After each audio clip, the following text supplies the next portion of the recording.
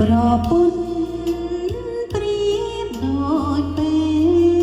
លដោយព្រះនេនឹងសេរសា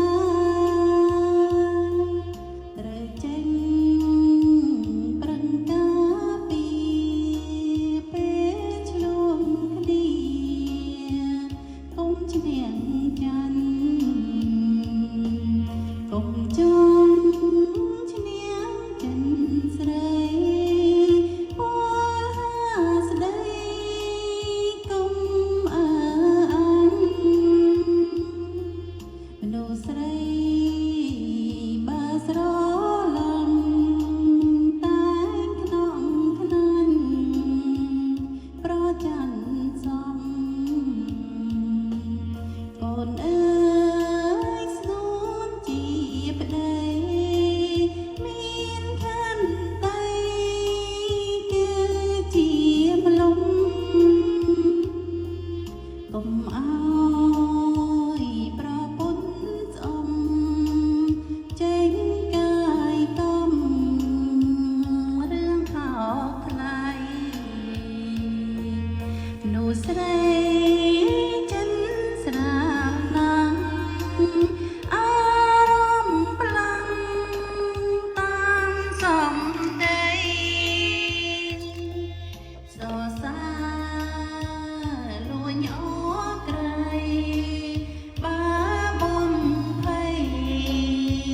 ស្រាំស្លន់ស្លោ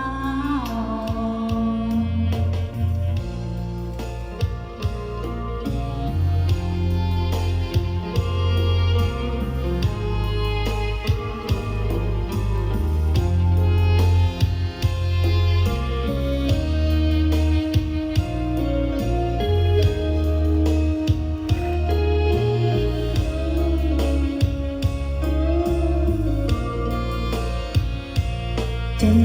ស្រីលំបាកស្មាពេលខ្លាំងហ៊ានក្បន់តូចតន់ស្រឡាញ់លួងលើបបលន់ឆាំតតន់លងស្រឡាញ់ជីវិតប្រពន្ធប្តីនិយាយស្ដីកុំអើអញកុំឆ្លងព្រោះស្រឡាញ់ងខ្នងខ្នាញ់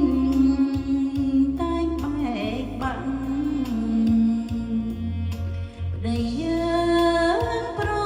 ពន្ធ